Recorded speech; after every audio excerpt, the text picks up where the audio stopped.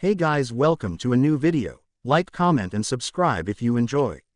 Without any further interruptions, enjoy the What If. Chapter 16. The dark edge of the line. Naruto looked out at sea from the helm as Nojiko leaned on a nearby railing to ensure he was taking them the right way. Johnny was running about the deck with a full bucket so that Yosaku could clean the surface. Soren as usual was up in the crow's nest. Miss Valentine was experimenting with her powers, but in moderation since the first time she abruptly changed herself to full weight she almost sank the ship. All of this atmosphere changed when Vivi marched out onto the deck and looked up to the helm where Naruto was with a determined look on her face. "Naruto, I want you to train me." "No you don't," was the unanimous response from everyone on the ship. Vivi blinked at hearing everyone doubt her, in stereo to boot. "What? Why wouldn't I? I know what I want. And I want to be strong enough to be useful and not a burden to anyone.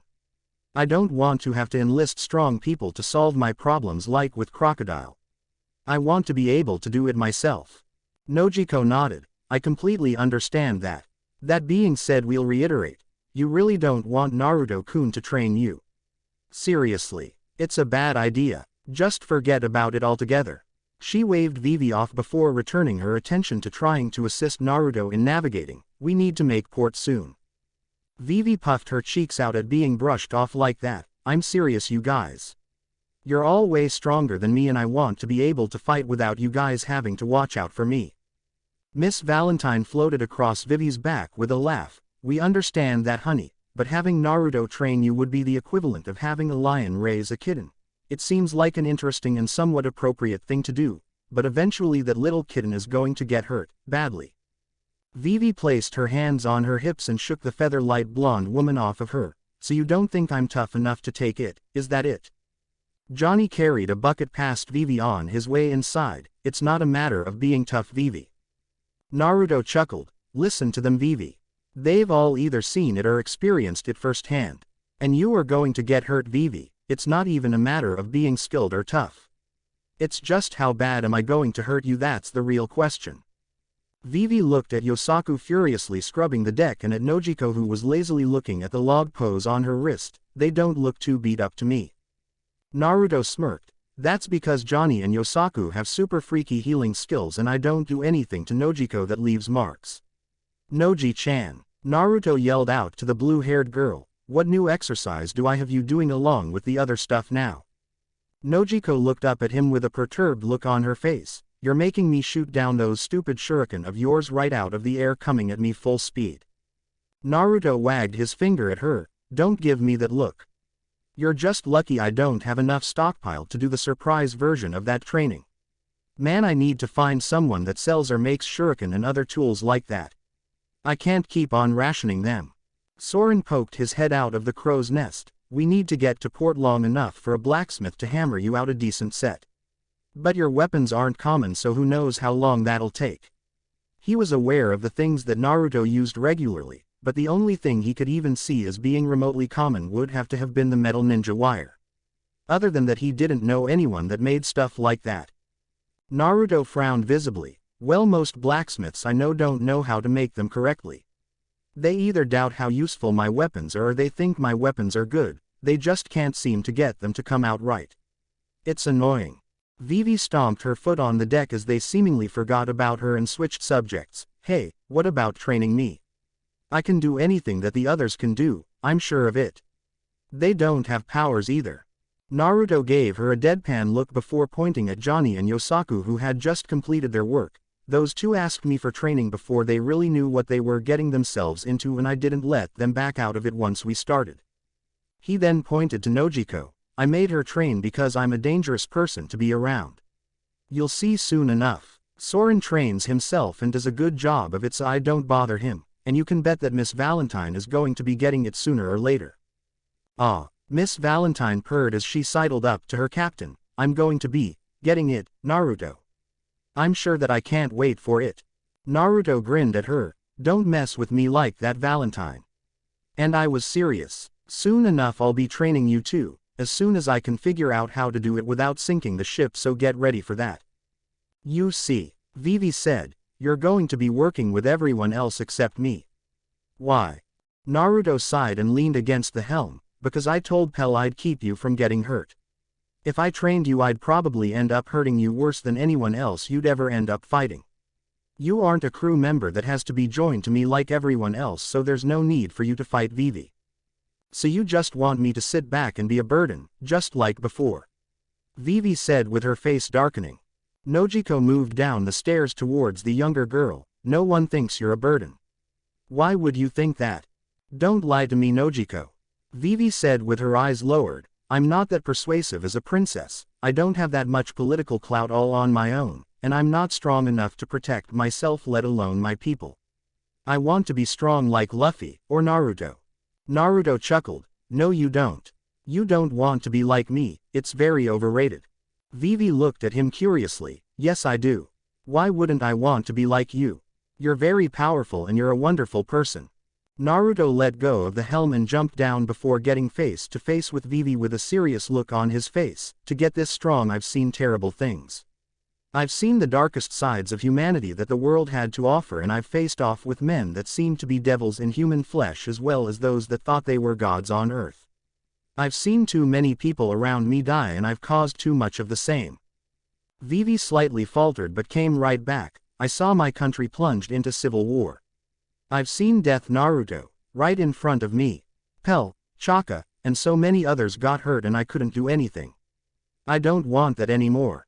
Naruto sighed and ran a hand through his hair. Do you know what it's like to be so strong it's dangerous for your home to allow you to stay there? Vivi shook her head. That's me. You thought the few jutsu that I used were destructive. You haven't even seen my best stuff yet. I needed to get this strong just to keep the people around me safe. You don't have to do that. You don't want to do that. Soren jumped down from the crow's nest and leaned against the mast. Wait, you were banished from your home for being too strong. How does that work? Did they think you were too dangerous to be kept around or something? Naruto shook his head. Believe me, by the time that I left, if they could have fought a war to keep me they would have. That's why I left. My presence in the elemental nations was like that of a super weapon as long as I was aligned with one nation. Someone like me couldn't be restricted to serving one place, so to keep the peace I had to leave and act as a neutral deterrent of sorts. All I really had to do from that point was just exist. Yosaku was curious about something. Naruto Aniki, you said you needed to get that strong. Why would you possibly need to get strong enough to level half of a city with one attack? Naruto looked over at the swordsman with an even glance. An army larger than the entire combined mobile forces of each major nation on the continent hellbent on taking it over, and they were easily replaceable. They grew like plants, and then you could throw them right in with the rest of your forces. I needed attacks that could get rid of tons of them in one stroke, and like I said, you haven't even seen my best moves yet. Hopefully you never will. He continued. By the time it was all over I was the last one left standing with the power to destroy the entire continent. I would never do such a thing, but the threat loomed, especially since I had a temper that was notorious by then. Hey, even the less than scrupulous nations watched their step in case one of their darker activities set me off. Eventually I just left. They didn't need me there anymore. He made a fluttering hand gesture. It was just time for me to disappear. Nojiko narrowed her eyes. No one just disappears. There had to have been someone that cared whether or not he was gone for good. He still wasn't telling them everything about him. The way he was talking, it was as if he got tired of just sitting around and waiting for something, but how? He wasn't that old. He didn't look any older than her at all, and to fight in a war the way he did and act as a deterrent towards peace long enough for an entire continent to settle down, something like that would take years, decades ever, and that if it wouldn't take a century or more. No one knows just how long it took for the world government to establish control over the globe, and Naruto says that he did it with a continent in his lifetime starting with nothing. It had to be impossible. No one does anything like that even if they were able to get started on the day of their birth. 20 years wouldn't even be enough time, and that's how old he looked more or less. Anyway, Naruto said absently, like I was saying before, this all got turned onto me. You don't need to be this strong. You have people that can support you to help shoulder your problems. Use that. Don't be like me. Everyone on this ship has somewhere to go home to. Soren raised his hand. I don't, Uzumaki. Johnny and Yosaku raised their hands as well. We don't either, Naruto Aniki. We're with you all the way. Miss Valentine raised her hand and laughed. Do you think that anyone that joined Baroque Works had anywhere else to go? I'm your problem for good now, Naruto. Nojiko shook her head. I'm not even thinking of going home until Nami does, Naruto-kun. Vivi smiled victoriously. Well, I can't go home, so how about that? And I have to get stronger so that I can protect my country, as everyone there is precious to me. So what's your argument now? Vivi watched Naruto's face drop into a perturbed mask. Naruto muttered to himself, allowing Vivi to show a victory sign to the rest of the crew. Naruto then turned around and headed inside. Remind me to stock up on extreme amounts of alcohol when we reach another town. I have a feeling that this little adventure of ours is going to need me to get drunk sometimes to keep going. As soon as Naruto disappeared inside, Vivi whispered loudly to everyone else, I think I've got him. Johnny and Yosaku ran up to Vivi and each took one of the princess's hands while crying anime tears, freaking her out somewhat. Finally, Johnny said, Naruto Aniki takes it easy on Nojiko Ainu. We'll finally have someone to share our pain. Yosaku was nodding and blubbering right next to him. Nojiko pulled out 2 pistols with a tick mark on her head. He takes it easy on who now? He finished, cocking them both and aiming them at the boys. Both of them backed off away from Nojiko before they ended up getting crushed under Miss Valentine, who sat on them both. You do know that Vivi's a girl too, right? Why don't you think that he'll take it easy on her? Yosaku heaved out his answer underneath the heavy blonde woman, because she's making him train her. And he's pissed about it. He then passed out from the lack of oxygen he was getting. Miss Valentine blinked and got off of them. Oh, that's a good point. Naruto really doesn't seem like the kind of guy that likes being told what to do. She then looked over at Vivi before breaking into laughter and walking inside. Good luck, honey. XXX. Vivi was in Naruto's office bedroom looking over his shoulder eagerly as he sat at his desk while replenishing his kunai and shuriken pouch for when they docked. So what are you going to teach me? Naruto exhaled loudly as Vivi's duck Karu came into the room and started absently pecking at his shoulder while she herself stood over him waiting for him to answer. I need to fight you first and see what you're good at before I can say anything about it or see how I can help you. So let's go, Vivi said excitedly. We can fight right now, can't we? Naruto turned around in his chair. No, we can't. You've seen and heard about what happens when I fight, and I'm not destroying the ship just to figure out what you're capable of against me. We'll get to an island with lots of room or something and then we can fight. Just be patient, we've got time. Naruto then grabbed the beak of Karu, who was still blankly pecking away at him. Is he going to fight too? Vivi shrugged. He can. Why? Naruto looked at the large duck that was staring at him curiously before letting out a quack. Well, if you say whatever Vivi does, you're doing too, then you'll need to be ready for a little bit of pain yourself. Naruto patted the duck on his head and looked back over at Vivi. He really wants to help you out. You can understand him, Vivi said questioningly. Naruto nodded with a grin. It's a nature thing. Naruto rubbed the duck's head. Don't try to figure it out. I'd probably suck at trying to explain it to you anyway. Naruto-kun. Naruto and Vivi both had their attention caught by Nojiko running to his door frantically. What's the matter, Noji-chan? Nojiko pointed outside. You really need to see this. She ran back outside, followed closely by Naruto and Vivi. Naruto reached the deck quickly amid the setting sun of the late afternoon and looked out from the front of the ship to see smoke rising from the port town on the horizon. Soren. Binoculars. His response was a set of the ocular device being thrown from the crow's nest into his hands. He grit his teeth at the sight of seeing the place half raised to the ground. What the hell is going on here? Soren yelled down from the crow's nest. So what's the plan, Uzumaki? Are we going to run or what? Naruto thought for a moment. Johnny. Yosaku. Get up here. In a mere moment the two were right at his side. You two want to go check this out or are you staying? He handed off the binoculars to them. After looking through them and nodding to each other, Yosaku spoke up. We're with you, Naruto Aniki. Naruto looked up at Soren. What about you? Are you in? Soren jumped down from the crow's nest and landed at Naruto's side, tightening his bandana around his head. Yeah, why not? Let's go. Naruto made a cage bunshin and had it man the wheel. Noji-chan, go get your rifle and get up to the crow's nest. How close do you need to be to give us decent cover? Nojiko squinted and made an aiming motion with her hands at the town, a quarter mile out. What about the cannons? I know how to fire those too, Naruto-kun, you might need it. Naruto shook his head. Don't do it unless I send you a signal. We want this to be as subtle as we can be. The rifle should be enough. Nojiko ran off to grab her guns and ammunition while the others all kept looking out at the town. Who did this? Johnny asked. He already had his fingers creeping towards the handle of his sword in anticipation. I couldn't tell you. Naruto responded with his eyes coldly looking at the destruction, but we're going to find out in a little bit. XXX Naruto's cage bunshin got everyone close enough for Naruto himself to get them all ashore with separate uses of Shunshin no Jutsu, body flicker jutsu, leaving Naruto, Soren, Johnny, and Yosaku on their own. As soon as they reached land, the smell of blood mixed with ocean air permeated through the air, filling their nostrils. It didn't take long for them to begin finding bodies littering the streets. Soren kneeled down by one and felt its body heat. We missed whatever happened by a few minutes, Uzumaki. Whoever did this should still be here. Naruto nodded silently as they kept walking around the destroyed city. There wasn't a single building that they could see that didn't have damage done to it.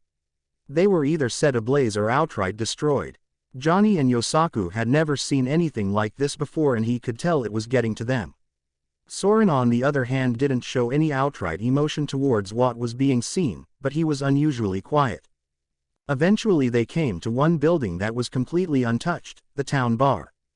Naruto led the way inside, where they found one man ruthlessly dissecting the other people inside. The man was thin and lanky, wearing a full head helmet covering his face that was light blue and white with many holes in it and headphones on the sides. Long wild blonde hair descended from the back of the helmet down to the man's thighs. He had an open collar long-sleeved black shirt with polka dots, a red sash around his waist, and jeans that were frayed on the side. On his wrists were a pair of hand guards that had long detachable scythes connected to them. Scythes that he used to ruthlessly cut down everyone in the bar. After finishing off the last man inside, he turned to face the Foxhound crew members present. Soren stepped forward, cracking his knuckles. Yeah, I call this guy. Naruto shrugged and led Johnny and Yosaku out of the bar before they could do something stupid like jump into the fight instead of Soren. Naruto could see that guy was out of their league. Even if those two had fought together and had a level head, they still would have lost. Soren on the other hand could beat him, he was sure of it. Soren rolled the kinks out of his neck as the guy he was facing off with just stood ready to fight. I don't suppose you can let me get a drink before we do this, could you? The man didn't say a word. I didn't think so. So can I get the name of the guy that I'm about to run through? Killer, was all that the man said. Soren let out a light chuckle. Wow, that's really creative. He dropped into his tiger stance. Alright, let's do this then. XXX. What the hell was that, Naruto and Ikki? Yosaku snapped at Naruto once they were a decent distance away from the bar. That was the guy that did all of this, and you aren't even going to let us fight him? Naruto didn't turn back towards the bar. That wasn't the guy that did this. Naruto pointed in a direction where a plume of flame went up. The guy that did this is over there. He didn't even have to turn around to know that Johnny and Yosaku had taken off in that direction at full speed. I didn't tell them to take their weights off before we left, punks. Naruto simply walked down the street slowly until he came across another man standing directly in his path. The man was pale and muscular with bright red hair resembling flames. He had dark circles around his eyes and dark red-colored lips along with dark-colored fingernails and no eyebrows. He wore black pants covered in yellow spots with red strips hanging over his boots, as well as a blue sash around his waist below a bandolier where he held a dagger and a flintlock pistol. He had a pair of square goggles on his head and a large fur captain's coat with no shirt underneath. His right arm was in the sleeve while the left was outside and under the coat. The man glared at Naruto, who was simply staring right back impassively. What do you think you're looking at? Naruto didn't blink. I don't know yet. He looked the man over before raising an eyebrow upwards. You know, the lack of eyebrows thing kind of reminds me of someone I knew a long time ago. A sneer crossed the man's face at how Naruto absently commented on his appearance. People that look at me like that die. Naruto kept his hands still inside of his sage coat pockets. Is that what happened here? People looked at you and you decided to turn the place inside out. Maybe you should try wearing more normal clothes then. I mean, look at me. I look cool and I don't attract attention by looking like whatever it is you're trying to look like. You idiot, the man stated. I didn't destroy this town because of that. These idiots didn't take me or my dream seriously. Well, I wonder how seriously they take it now. They're all dead. Naruto bristled at hearing that everyone in the town was dead. Eustace Kid, the future king of the pirates. The man that will find One Piece. Anyone that doubts me or my goal don't deserve to live.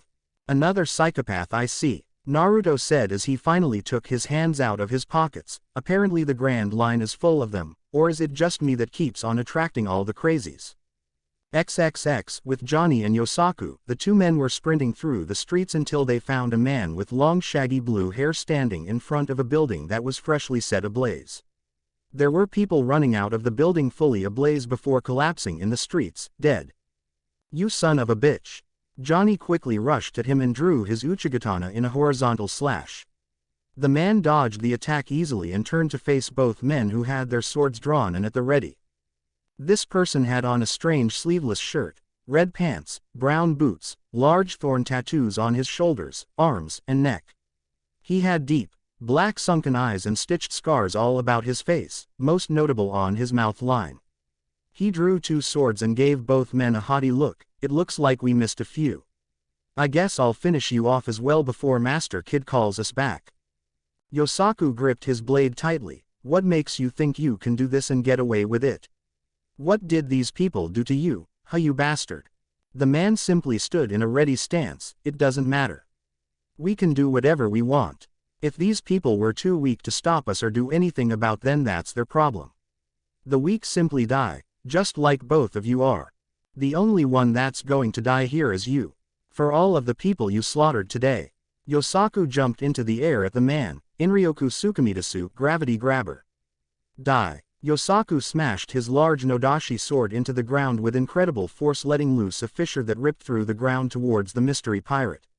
The man moved aside with a jump and allowed it to hit the flaming building, forcing it to fall to burning rubble. Yosaku, I want his head, damn it. Johnny called out as he crouched low and resheathed his sword to prepare an attack. I don't care what we have to do, put him down. Johnny then dashed from his position, keeping low and trying to time his attack with his opponent's exact moment of contact with the ground to keep him off balance. Yosanixon primary flash. Johnny unsheathed his sword so fast it looked like a flash of white light from his scabbard. The man from Eustace Kid's pirate crew landed with both of his swords immediately poised to block Johnny's strike. The sound of the blades clashing let out a loud noise of steel ringing against steel. Johnny cursed in his head as he felt himself immediately get pushed back. So the guy was stronger than him. No big deal, that was what Yosaku was for. Speaking of which, Yosaku attacked from the man's backside to take advantage of his distraction. The man ended up kicking Johnny off of his twin blades and dodged Yosaku instead of trying to block, which was a great idea since Yosaku's downward swing ended up gaffing into the ground. Johnny rolled across the ground and got back to his feet to rush his adversary once more. The man ducked a swipe from Johnny and traded one right back that the sunglasses-wearing swordsman barely got his sword back to block. The man then used his free sword arm to take a swing at Yosaku, who also blocked, leaving both of the man's arms occupied, keeping both of his enemies at bay one way or another. Johnny grunted as he was barely able to keep him back. Who is this guy? I don't know. Yosaku replied while taking one hand off of his sword to cock his fist back. Don't really care either. With that, he nailed the man in the face, sending him sprawling back down the street. Standing up and cracking his jaw back into place, the eerie-looking man spoke. My name isn't very important to a pair of idiots that are about to be dead. We may be idiots, Yosaku said with a grin. Johnny picked up where his partner left off, but you're not man enough to kill us. Johnny sheathed his sword and flicked it up slightly with his thumb. Now let's see how you handle people that can actually fight back. XXX. With Soren. Soren ducked behind the bar just as a lightning-quick slash cut down every bottle on the counter. Soren immediately jumped up and breathed in deeply. Ibi Ibi no Danmaku, Rot Rot Barrage. A flurry of acid spit flew from Soren's mouth at Killer. Killer dodged every shot sent his way, allowing them to fly past him and hit the walls of the saloon, melting through the walls and leaving holes. Soren watched Killer finish his elaborate dodging before busting out in a big grin. Fast aren't we? But too bad for you, this is the wrong place to fight me. He picked up a bottle of whiskey. I shouldn't fight drunk, but there's just so much acid around here I can convert. He spit on the bottle top, melting it off. Cheers. He knocked back a decent amount and cringed at the taste before shrugging and throwing the bottle at Killer.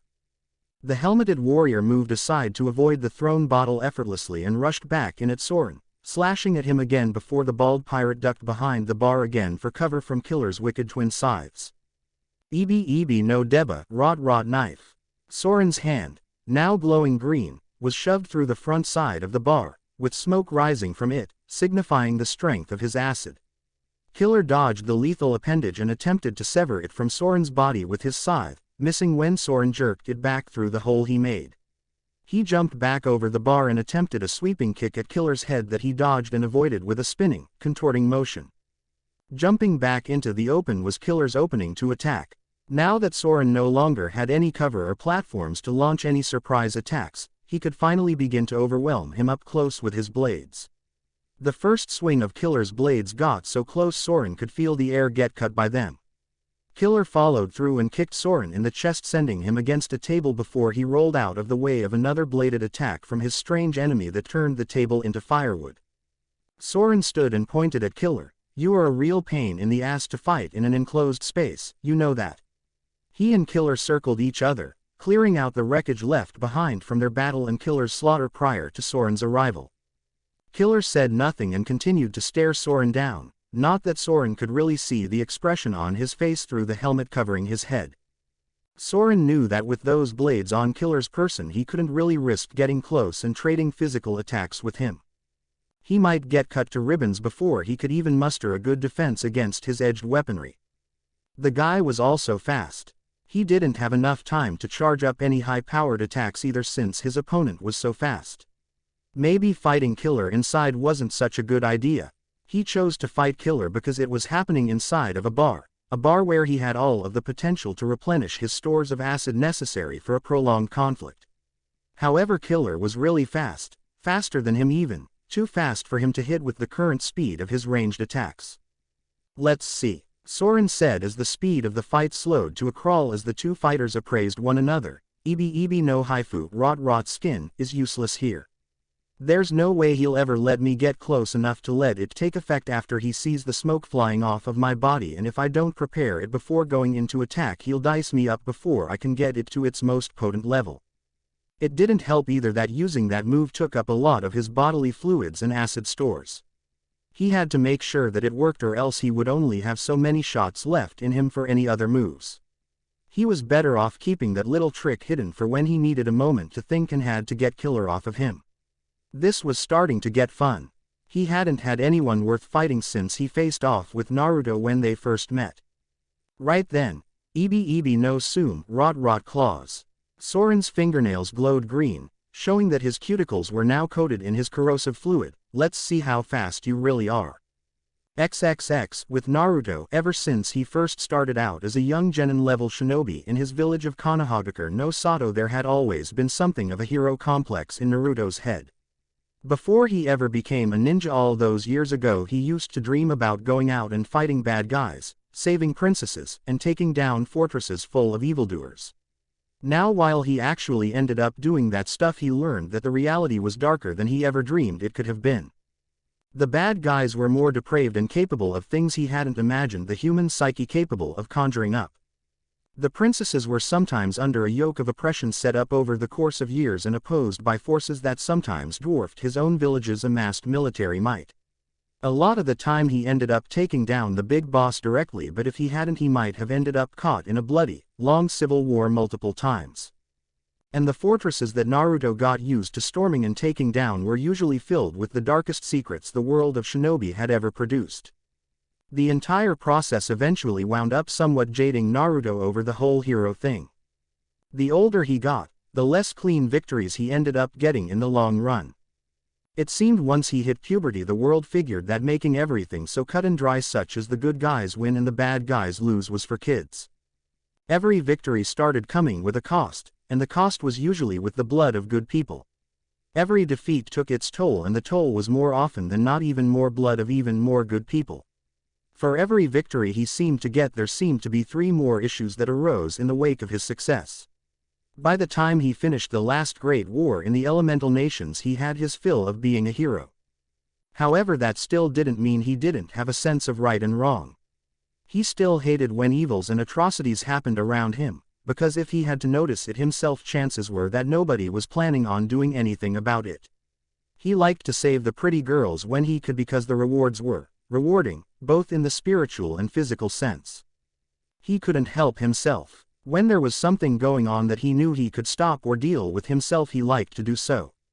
Which is why he chose to face off with Eustace Kid, because somebody had to do it, so why not let that somebody be him? You killed an entire town because they didn't think your dream was possible. Naruto questioned. That's the stupidest excuse for killing anyone I've heard in a long time, right up there with this guy that believed that causing explosions was a work of art. It doesn't matter what you think, Kid said, making a grand gesture with his arms. What kind of dream is worth having if it's easy to attain? The thing you need to reach your dreams is the determination to achieve the impossible. If you have that, then what's the use in having a life goal that isn't big? He then looked at Naruto with disdain. But someone like you obviously doesn't understand. And anyone that has the nerve to laugh at me and my ambition, I'll just slaughter them. Naruto shook his head. The thing is, I do understand. More than you'll ever know. But the killing innocent people just for having an opinion that you don't like, I can't really say that I like that attitude. If Naruto had that mindset growing up, then he would have had a body count that read out like an attendance list. Kid just shrugged. Then I guess I'll just kill you too. Naruto opened his kunai pouches on both of his thighs. Kid, you take life way too seriously. With a blur of his fingers, he reached inside and unleashed a torrent of shuriken and kunai right towards Kid. Kid smirked as he lifted a single hand. Raiparu, repel. Naruto's barrage of sharp, metal death stopped in midair, getting his eyes to widen in surprise. Naruto then stopped to think. If he could stop his weapons in mid-flight, then, oh shit. Purple electricity sparked around Kid's hands before he sent Naruto's weapons right back at him at a blistering speed. Naruto ducked and leapt out of the way of his own tools. Even if he had brought his Hiraishin kunai for this fight, it would still be useless as long as this guy's power was active. Anything metal would never even get close. That was okay with Naruto though. He didn't need a weapon, his hands were his weapons. Still, getting close was a bother. He threw about 15 weapons at Kid, and each one was currently buzzing around the battlefield like an angry hive of metal hornets, darting in and out at him at random intervals. Screw getting close. Who had to get close when he could just blow this bastard away from afar? Naruto came to this conclusion when he suffered a cut on his cheek right before his body wound up riddled with all of his own weaponry. Kid smirked until he saw Naruto's body burst into smoke and a log fall to the ground in his place. He then felt the sting of Naruto's fist collide with his face and send him flying into the remains of a building. Naruto shook out his hand and dabbed at the wound on his cheek. The cut had already healed. Kid picked himself up out of the rubble, wiping some of the blood away from his lip. That's not a bad punch. And you're fast. Too bad we're just getting started though. Kid extended his arm as the purple electricity crackled around it wildly. Naruto watched until he saw his own weapon supply drifting out of his holsters and towards Kid's arm along with all of the spare metal in the area. Scraps of iron, cooking pots, swords, anything metal drifted towards his arm and encased it to form a massive giant arm comprised of everything he had gathered. Naruto watched all of this transpire with an intrigued look on his face. That's interesting. Kid started laughing to himself as he flexed the fingers of his metal golem arm. Anyone that gets in my way or doubts me is dead.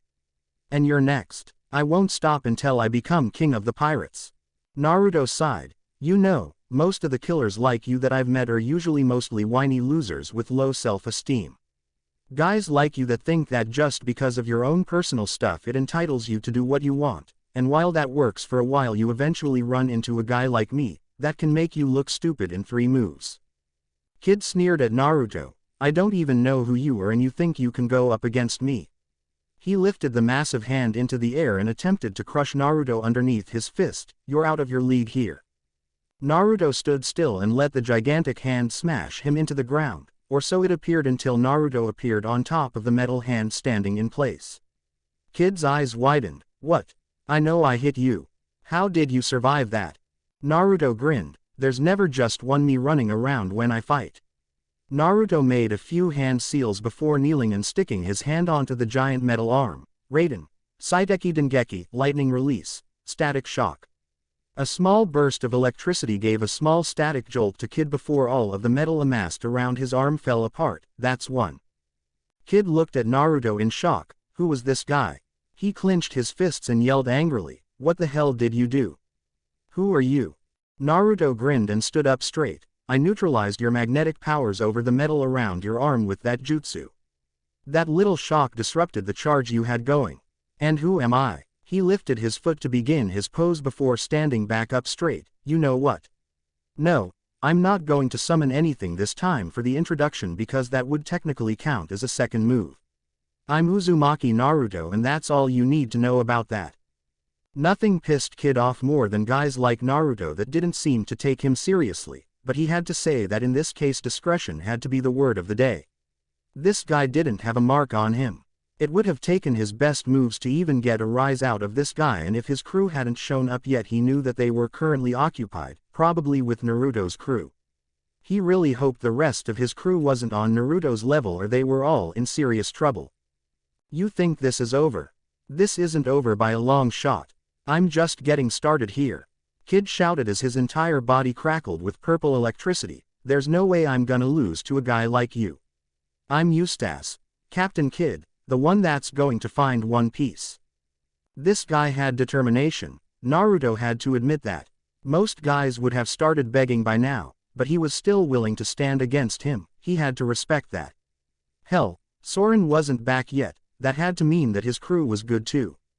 Naruto kept himself loose and prepared for anything Kid could throw at him because he believed his when he said that he wasn't even close to being done yet.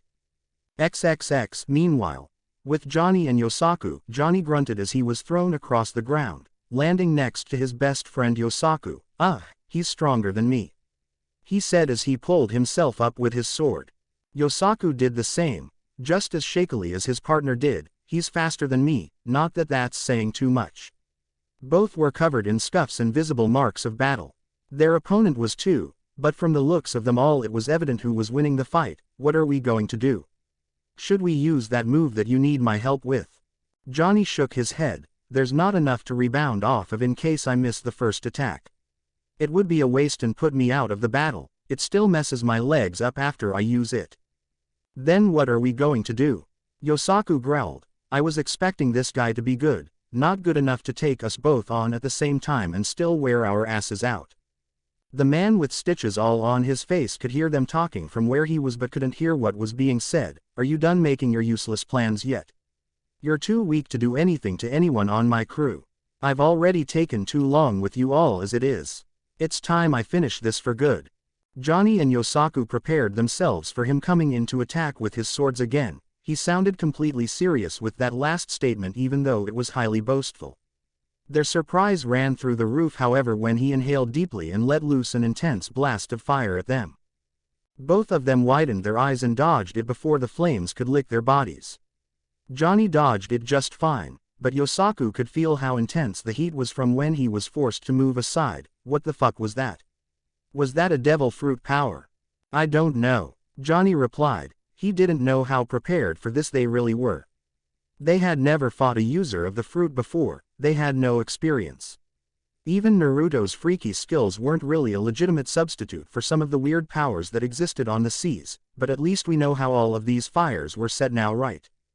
Yosaku was sweating from constantly dodging the harsh flames as the guy seemingly picked him as a target. I'm so happy that the mystery is solved, he said sarcastically. Now could you get this asshole to stop shooting fire at me before I end up a human flambe over here?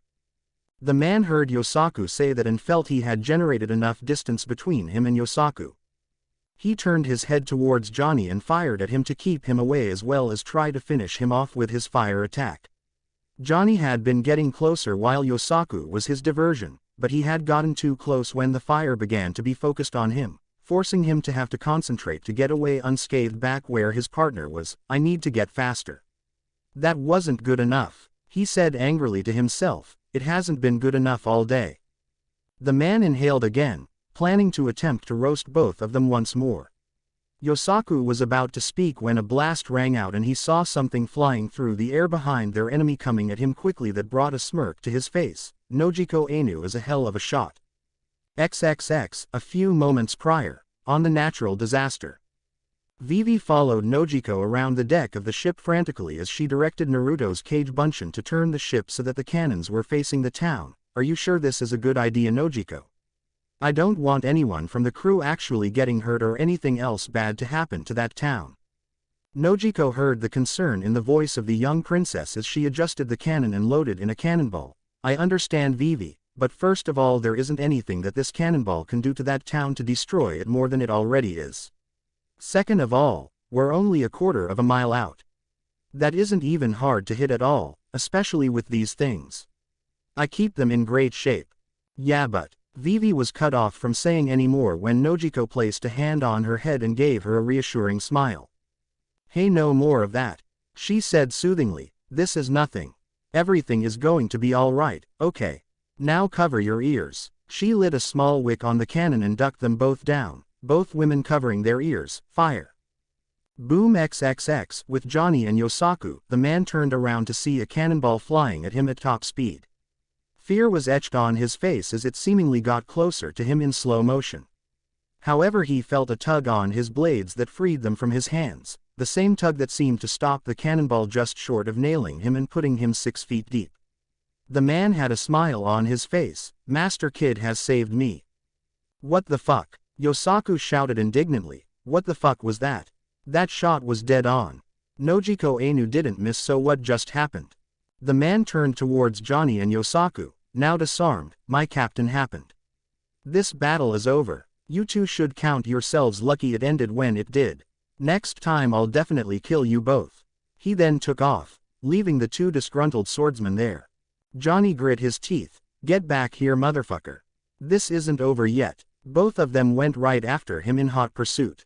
XXX. On the natural disaster, Nojiko's jaw stood quite slack as she had yet to hear a boom from her cannon shot hitting. What the fuck? I didn't miss. That was right on the money. Even if it was a dud, I should have heard something. Vivi had binoculars up, looking at where she fired the shot. I saw something pull it away from where you fired. It was moving so fast from what I saw. Nojiko groaned. Great, that means that Naruto-kun is fighting another guy with freaky powers. She slid down to the ground with her back against the railing of the ship. Why does this happen everywhere we go? Can't we just go somewhere without a huge fight kicking off somehow? XXX. With Soren and Killer were engaged in a lethal dance, pitting Soren's acid-coated nails against Killer's twin scythes. The two had completely wrecked the bar. Not a single square foot of the place was left untouched by the collateral damage of their fight. There were deep slashes from both a blade and grooves in the walls and floors made by something with corrosive properties as well. Killer's shirt was slightly melted off around the top side of the shoulder, almost having the sleeve fall completely off.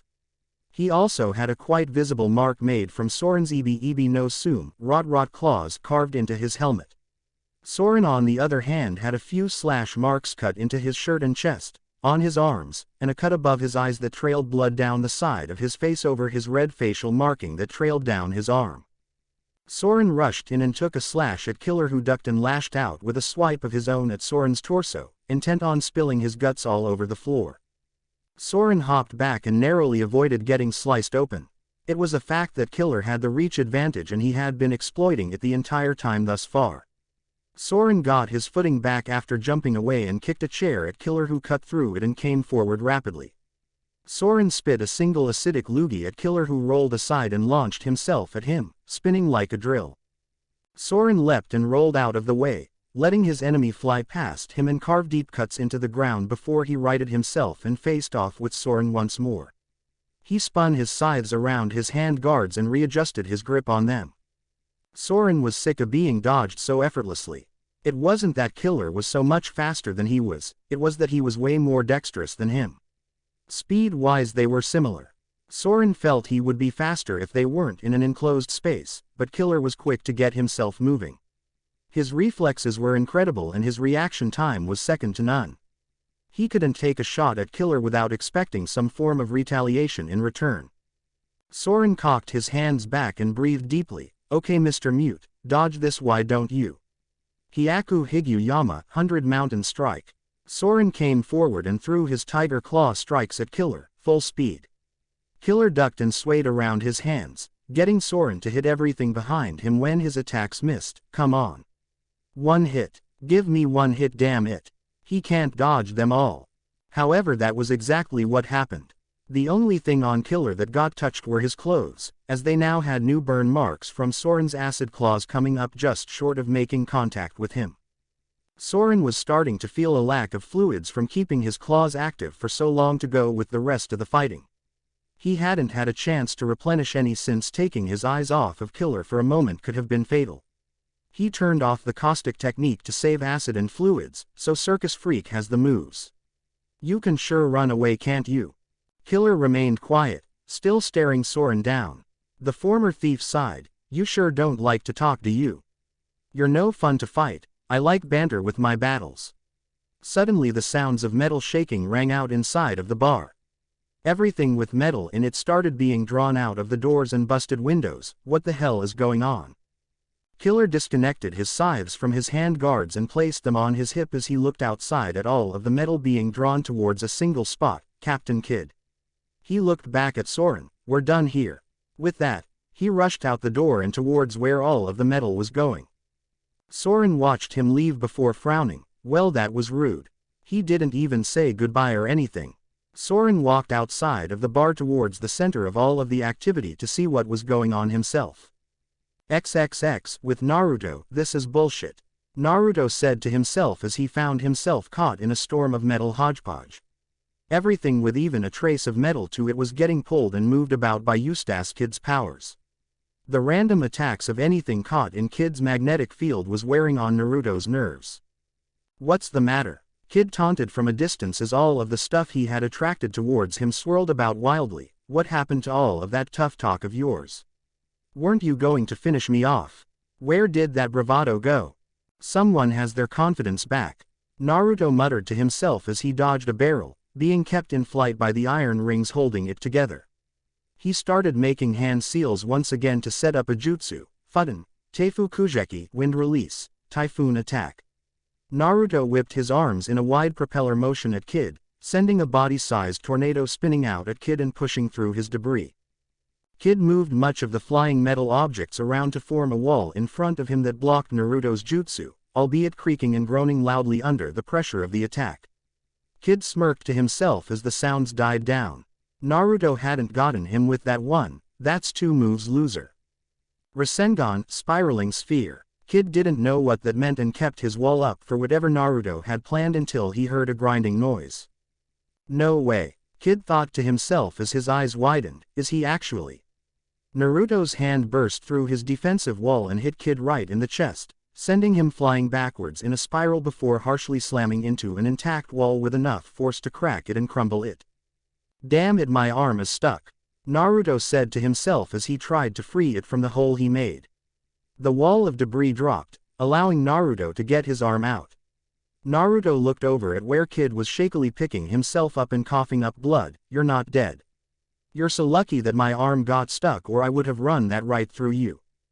Captain Kidd. Kid's blue-haired crewmate arrived at his side and helped him steady himself on his feet. Who is this person? Kid spit out some more blood before giving Naruto a grim smile. You know, we're not that different when it comes down to it. You and I both know what we want and we're both strong enough to reach out for it and take it. I don't see a reason why we couldn't have been friends. He touched the angry red spiral mark on his bare chest where Naruto's attack hit home. Naruto stared back at Kid. I might have considered it. Maybe if you weren't so twisted we could have had a drink or two. But we do have one big difference between us. You can settle for killing the people that doubt you. I would rather prove them wrong and watch them live with seeing me succeed where they said I couldn't. Honestly, I think that's a sweeter way to go about it. Kid chuckled to himself as more blood dribbled from his lips. Well, to each his own, I guess. Killer appeared at his side, holding him up on that side as well. We'll meet again, Uzumaki Naruto. Don't get yourself killed out there on the Grand Line, I aim to do that myself. Lifting one hand, Kid generated enough power to make a platform for his crew to stand on that carried them away, presumably to wherever their ship was waiting. Naruto watched them leave with a solid face before a small grin appeared. That was 3. His crew stepped in, so I'm not sure if he could have kept going or not. He turned around and started walking back towards the edge of town. All right kid, I'll give you that one.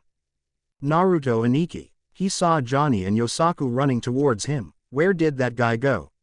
He ran away before we could finish fighting. Naruto kept on walking, motioning for them to follow. They got away, guys. There was an entire crew of them. There were probably more watching their ship just like what we have. Don't worry about it. You'll have another shot at whoever it was again. I'm sure of it. Soren landed at his side. What about the people, Uzumaki? No one here survived. He asked. What do we do? Naruto had a grim look on his face. I'll handle it. He made a cross-hand seal with his index and middle fingers. Kage Bunshin no Jutsu, Shadow Clone Jutsu. 50 clones popped into existence that went off solemnly around town. Naruto pushed his hands into his pockets and kept walking. Come on, they'll take care of the dead. Yosaku had a look of pure anger on his face. What is wrong with people like that? Why would they do something like this?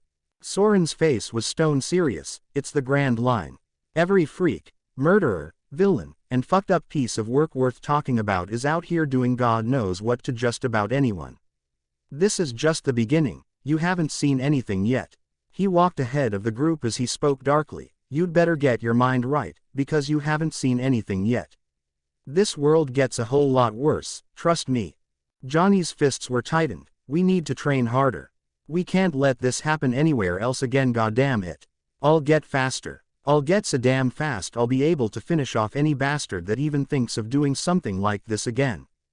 And you will, Naruto said. Now let's go back to the ship, and you don't need to tell the girls what we saw here, understood? Both men nodded. Good. You did good today. A few months ago you both would have been cut down before a fight even got started.